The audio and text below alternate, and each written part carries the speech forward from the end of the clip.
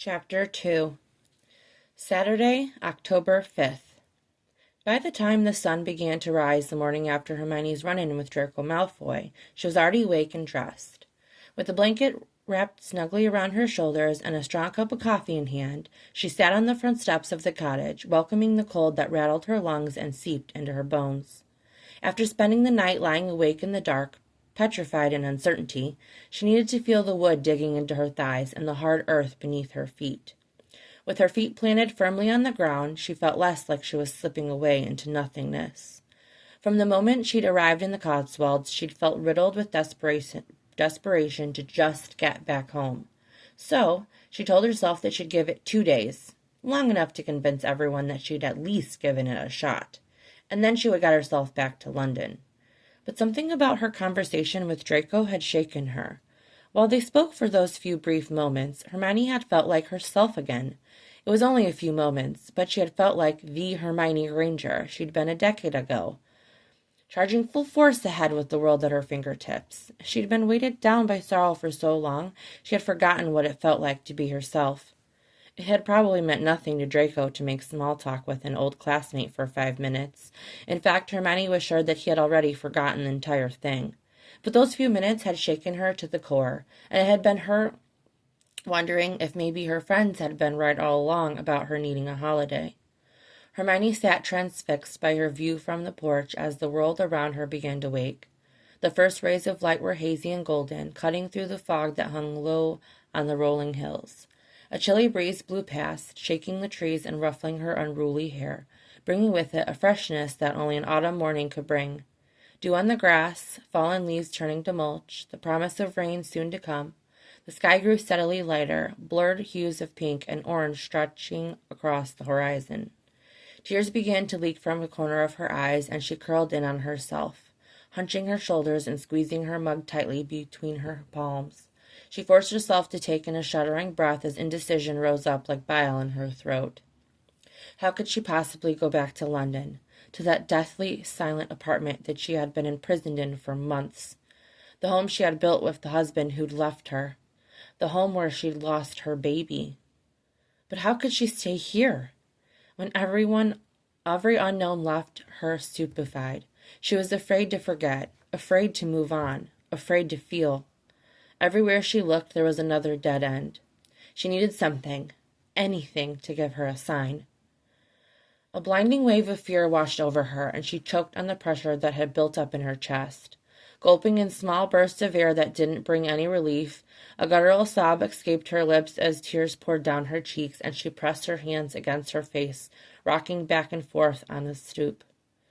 "Please," Hermione sobbed. Who she was crying out to, she didn't know. "Please tell me what to do." The roaring in her ears was deafening, but once the words had been released, a calm descended upon her that she couldn't explain. A deep breath in, and then she felt as though something was beckoning her to look up. And there it was, the answer she'd been looking for. It swept through her body all the way, down to her toes, and she gasped in wonder. The sun was peeking up above the ground, a deep orange so bright that it hurt to look at. The winding country lane that twisted and wove through the surrounding hills sparkled as it was struck by the light. Endless fields of heather glimmered purple-silver, winking and waving in a provincial beauty so profound and powerful that she found herself once more choking, sobbing in relief. A sunrise so beautiful that it physically hurt to behold it. It was the proof she'd been looking for, that even after the longest, darkest night, the sun would never fail to rise. Proof that even after sleepwalking through her life for the last year and a half, even after all the ugliness she had harbored within, there was a new day waiting for her. It was startling and heady to realize that she was finally ready to wake up. Hermione breathed deep and slow, more refreshed than she had been in longer than she could remember, despite not having slept. There would be no going back to London. When the sun was high in the sky, she shook out her stiff muscles and popped her suitcase back into the front entryway. Car keys sailed into her waiting hand, and in no time at all, she was headed out into the blistery early October weather. The first thing Hermione did was stop at her new favorite place in the village, the pub she had visited the night before. The bell chimed in welcome, and she hung up her coat before taking a seat at the bar. A delicious English muffin was set before her in no time, and while she ate, she pulled out a notebook and pen from her purse. It was time to make a "Forget My Cheating Husband" list, except that title didn't really encompass all that she had in mind. Do what I want, when I want list. No, that wasn't quite right either. Deciding to come back to the title later, she started brainstorming. Bubble bath. Decorate for autumn. Candles. Wine. Lots of wine. Fuzzy socks. New blanket. Take a nap. Bake. Binge a new show. Hermione paused and took a few more bites of breakfast. If part of the plan was to get over her divorce, she needed to do more than just self-care. Watch a sad movie and cry. Listen to a breakup playlist and cry. Write and cry. Drive and cry. There was undoubtedly going to be a lot more crying. Just as she took another sip of coffee, she was startled by someone sliding into the chair next to her. Fancy seeing you here, Granger. Hermione looked up and was shocked, once again, by the presence of Draco Malfoy. What, you're surprised to see me? He laughed, and Hermione's stomach did a backflip at the warm smile that lit up his face. She'd never seen him smile like that before yesterday. Hi. Yeah, I guess I wasn't expecting to see you. Figured yesterday was some kind of fluke. She laughed brightly. His cheerful energy was infectious. When the waitress came over to take his order, Hermione couldn't resist the opportunity to study him. While he hadn't been particularly dressed up the day before, he was dressed even more casually today. A long-sleeve Henley in olive green with jeans, a faded navy ball cap, and supple leather boots. Despite having seen him in Muggle wear the day before, the shock of it had yet to wear off. She could still recall what he was like at 16, dressed in the finest materials money could buy, black from head to toe, too pale and too skinny, angry, miserable, afraid. This man wore Muggle clothes like he'd been wearing them all his life. He looked happy, healthy, and ridiculously handsome. Okay, so he's always been handsome. But when he was young, it was more of an aspiring evil Dark Lord kind of handsome. Now he is more of a boy next door kind of handsome. She couldn't quite put her finger on it. There were calluses on his hands as though he was used to manual labor, even though he worked from his computer. Hermione snorted at the very idea. A Malfoy doing manual labor? It was almost too hard to believe. But before she knew it, she was wondering to herself what else those hands could do. Hermione was so intrigued by the change in him that she could hardly contain the butterflies that had come alive in the pit of her stomach. Even after she had finished examining him, Draco continued to chat with the waitress, whose name was Willow, apparently. Does he know all of the waitresses in this joint? Was he seeing one of them, or was he just a regular? Hermione glanced at her notebook that still lay open on the bar top and was just about to tuck it into her bag when Draco looked back over to her. Working on something? He moved closer to peer over her shoulder, but she slammed the notebook shut and looked up at him, scandalized. No, she squeaked. Draco backed away and put his hands up in surrender. Okay, I get it. Don't want anyone to read something until it's perfect, right? He teased, and she snuck the notebook into her purse before there was a chance he might try to grab it. No, nothing like that. It was just something personal. She picked up her mug to have something to do with her hands, and Draco did the same. His eyebrows raised at her in suspicion. So, have you decided to stay after all? Hermione sighed inwardly in relief at the change of topic. Yes, actually, just this morning. I may have been a little hasty deciding to leave so soon. That's great. He'll love it here. It's a good place to get some quiet and peace. Actually, there's this park that would be great for you to sit and write at. The minutes passed quickly as Draco gave her suggestions for places to go, and she was just starting to ask about what type of investments he managed when an incoming text distracted him. Hermione paused in the middle of her sentence while he glanced at his phone. Sorry about this. Just a sec, he said as he typed a response. Actually, I didn't realize what time it was. I've got to run and pick up some dry cleaning, and then I've got plans. But are you interested in walking with me for a bit? Pleasantly surprised by the invitation, she agreed and took out her wallet to pay, but Draco waved her away. I've got it. He threw some cash onto the bar, including a generous tip. Hermione balked at the gesture. "Oh, Draco, no, it's—" But before she could finish her sentence, he held up a hand and looked at her with an expression that left no room for argument. "I insist, Hermione." With the kind of sophisticated move that could only be pulled off by someone raised as a gentleman, he put his hand on her lower back and guided her to the door. He then proceeded to grab her double-breasted trench coat from the coat rack. He remembered my coat from yesterday?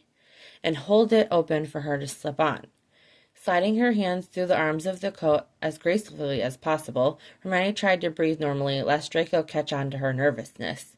She could feel his eyes glide down her body, and she was once again thankful that she had gone with cute but comfy for the day. Her favorite oversized cable-knit sweater, black leggings, and calf-high leather boots always made her look good, and she knew it. He smoothed his hand down her back as she slipped her purse over her shoulder and smiled at her as he held open the door. The moment was over in just a few seconds, but with his hands on her and his silvery gray eyes locked in hers, it felt endless. He surprised her further when he looped her arm through his and led her down the street, continuing their conversation as though there had been no interruptions. Despite her heightened senses at having him so close, their rapport was easy, as though they were merely long-time friends, picking up where they left off. The walk through the village to the dry cleaner went by in a flash, and before she knew it, they were back at the pub. "It's been nice catching up with you, Hermione. I've really enjoyed it." She couldn't help but smile sweetly up at him. "I have too, actually." They both chuckled at the surprise of how comfortable they felt together. "Well, maybe we could continue this conversation over dinner sometime." Hermione's heart leapt, but she forced herself to stay nonchalant. "Yeah, that would be fun," she agreed. Draco smiled and leaned down towards her, unexpectedly brushing a kiss against her cheek. Hermione's breath caught, and a shiver ran down her spine. "Just a friendly gesture," she told herself. "Harry kisses your cheek all the time." But in her gut, she knew it was anything but friendly. "Maybe we can try for next weekend. Since I gave you my card, do you mind shooting me a text? Then I'll have your number." He began to walk backwards towards his car, and she waved, nodding in agreement. "See you then, Granger." Hermione waited until he was around the corner before she slid into her car in the most poised manner she could manage, just in case. She carefully contained her excitement until she was well on her way down the street before breaking out in a loud squeal. It had been a long time since anyone had been so attentive to her. And Merlin, did it feel good? The rest of the afternoon, Hermione hunted for supplies. If she was serious about this, forget my life as a disaster list, or whatever the hell it was, she was going to need supplies. Staying in the Codswolds for this holiday was only going to work if she took one small step at a time, and this list was the key. It was foolproof. All she had to do was focus on completing the list before her holiday was over, and she would be golden. Thinking about the future right now would be a mistake. The only thing to do was to go one day at a time, one item on the list at a time. While she made dinner and settled in for the evening, she added more items to the list. Take a nap. Spa day. Sit on the back porch swing. Stay in PJs all day. Go running. Farmer's market. Fall bike ride. Walk in the woods. Meditate. Take a yoga class. Visit an animal shelter. Locate a hot tub and commandeer. Get a haircut. Watch a sunset. Send Ron a howler. By 8 o'clock, Hermione was ready for bed. Exhausted from her lack of sleep the night before, she drifted off with no trouble at all, at peace with her decision, and slept soundly through the night. Sunday, October 6th. Hermione's good mood continued into the next day. She slept in, despite having gone to bed so early, and spent the afternoon decorating the cottage for autumn. She hung a large fall wreath on the front door and decorated the porch with pumpkins, lanterns, and sheaves of wheat. Fresh flower arrangements were placed in the living room, kitchen, and bedroom. A new fluffy knit blanket was flung over the couch, new fall throw pillows went to the armchairs, and a string of fairy lights was strung across the bookshelves. Next, a plate of maple scones was placed on the kitchen island, followed by an arrangement of gourds on the dining room table. She hung a garland of leaves, lit a handful of fall candles, and stocked the pantry with enough wine and junk food to last approximately a week, give or take a few days. The bathroom drawers were filled up with lavish but entirely necessary beauty and bath products. A stack of the softest towels she'd ever encountered went under the sink, and a ridiculously expensive bathrobe was hung with care on the back of the bathroom door. By the time she was done, the sun was hanging low in the sky, and she was more than ready to settle in for the evening. She opened a bottle of red wine and sank into a hot bubble bath, notebook in hand, ready to continue her list. Learn how to be a divorcee list? Still not the right title, but it was a work in progress. Also, she hated the term divorcee. It made her feel 10 years older than she was. She was only in her early 30s, for Merlin's sake. Talk to a stranger. Sing in public. Learn something new. Get invited to a party and actually go. Shopping spree. Go on a date. Take myself out. Begin my next novel. Hermione thought long and hard before writing the next two down, the two that she knew Ginny would insist belonged on the post-breakup list. Get sloshed, get laid. Hermione sighed and laid the notebook down on the floor, sinking lower in the tub. She had felt more hopeful throughout the last 2 days than she had in a long time, but now her heart felt wrung out. She let the water creep higher and higher until she was fully submerged and sunk to the bottom of the tub, feeling the blood pounding in her veins. She scrubbed her hands over her face, pushed them along her sides and down to her knees, begging herself to feel real. Sometimes she felt like none of this was real, and wished she could go back in time and change it. She wished she could just be someone else. She was tired of being her, weary of bearing the weight of everything that had happened to her. Hermione ran her hands back up to her stomach and pressed down, feeling and knowing the emptiness of her womb was more intimately than she had ever known anything before. It had been full for a short while. She had harbored a baby inside of her, had loved her baby more than she had ever loved anyone. Even still, her baby had been stolen from her. She felt impossibly empty. Empty, shattered, devastated, raw, angry. Fuck this. A visceral wave of agony rose up inside her. A hatred, a heartbreak, a longing so ugly yet so profuse that it couldn't be contained. All the muscles in her body went taut, and she let herself come undone. She thrashed under the water, a blinding rage overtaking every other thought. She kicked and flailed beneath the surface, sending a torrent of water out of the tub and onto the floor. She pounded her feet on the bottom of the tub, dug her nails into her palms so tightly they bled. She screamed beneath the water, releasing some of the pressure that had been building within her for months. She was under for only a handful of seconds, but it felt as though she was forcing years' worth of pain out of her body in one agonizing, endless moment. But she couldn't hold her breath forever. Hermione surged upwards, spluttering and coughing, her lungs raw and suds stinging her eyes. Blood smeared the sides of the porcelain tub where she gripped it, dark red against white, pure white. Soapy water had flooded the floor, and the candles that had been blinking merrily at her only minutes before had been snuffed out, leaving her in semi-darkness. It felt sudden yet inevitable all at once, coming so undone. The need to keep the rage at bay had been too great while she was at home, living her normal life. But here, alone, with no one to care, Hermione finally felt as though she could let it out. Her brain was foggy and blank after such an adrenaline rush, and her emotions were utterly wrung out. The water grew cold as she sat and sang, unfeeling, unthinking. There was nothing left, only hollowness. Eventually, without knowing how much time had passed, she grew cold. Her teeth chattered, and she woke from her stupor, finally noticing the smears of blood on the tub and swirling in the water around her. Her skin looked ethereally pale, her hair clung thick and wet to her body, and her lips were chapped from biting them. She felt all there was to feel and allow it to fill her up until she was ready to let it all go again.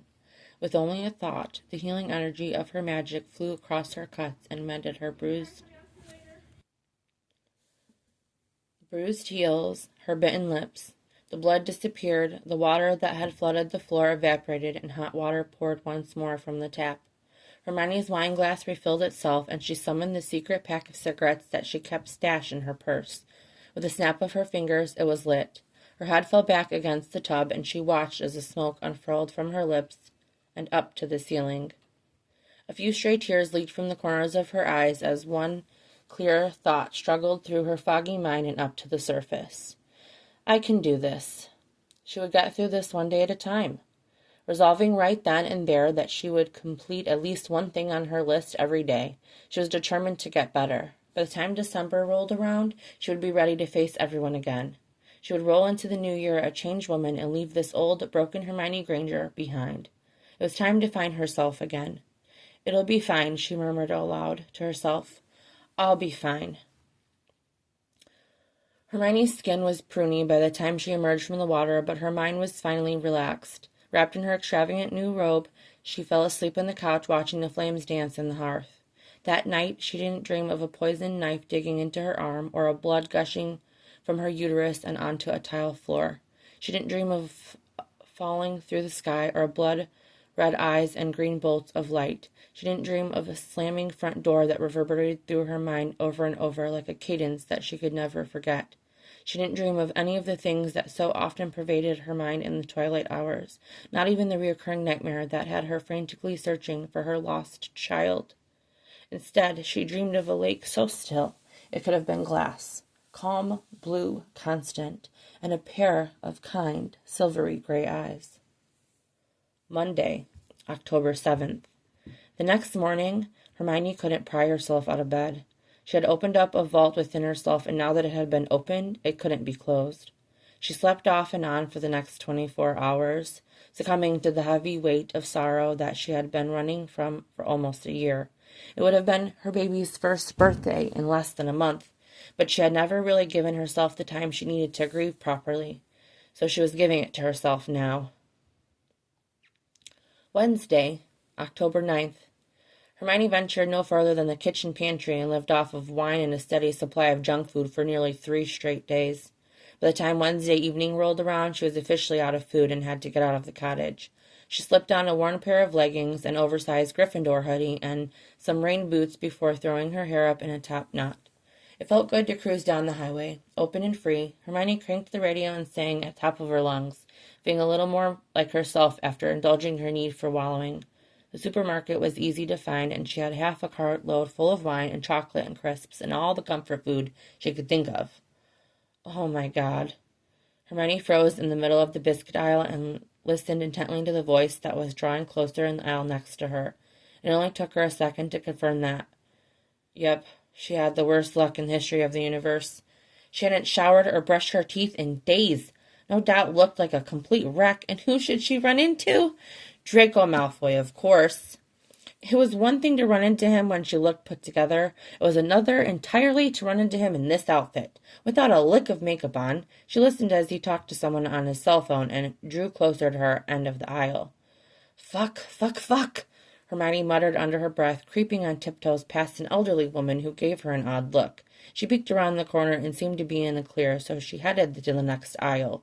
Except there his voice was again, heading right after her. She looped back and was so close to making it when... Hey, I gotta go. Can I call you later? Thanks. Granger, is that you creeping around in a Gryffindor sweatshirt? He called down the aisle to her. Shit. Fucking fuck. Hermione froze, hunched over her cart and walking on tiptoes like a complete lunatic, and turned towards him, a big smile plastered on her face. Why, Draco, darling, what a surprise, she forced out, dying of mortification. He headed towards her, looking like a shark that had set eyes on his prey. You weren't trying to avoid me, were you? He asked shrewdly, knowing her very well that was exactly what she's been doing. If you were, I can't imagine why. His eyes skimmed over her outfit, and he smirked, clearly aware of why she had been trying to avoid him. What? No, of course not. I just didn't see you. But here you are, so hello. Wonderful to see you, and I'll just be on my way. She began to steer her car around him, desperate to end that disastrous meeting as quickly as possible. You're not getting away that easy. Throwing a party, are we? Hermione quirked an eyebrow, not understanding him in the slightest. Draco gestured to her car at the mountain of wine and junk food she'd thrown in haphazardly. Oh my God, he's going to think I'm a complete pig. Well, she stuttered as Draco barked out a laugh, seeing her through her immediately. Party for one, huh? You don't have to explain yourself to me. I get it completely. Hermione chuckled along with him, and they both began to make their way to the front to check out. She finally began to relax a bit and glanced at his cart, a startled laugh escaping her lip. Your cart isn't much better, Malfoy. What do you still eat like a 5-year-old? He had mac and cheese, baby carrots, fruit snacks, and an assortment of other weird odds and ends. Draco immediately looked uncomfortable and stuffed one hand into a pocket while they waited in line. Hey, you never texted me your number. Can I have your phone? Sure, I guess, she said, a little confused by his quick change of subject. She handed her phone over, and he called himself. There, now I have it. So I'll talk to you in a couple of days, then? He asked as he paid for his groceries. Yeah, sure, she offered up, though sure was not at all what she had felt. Had she said something wrong?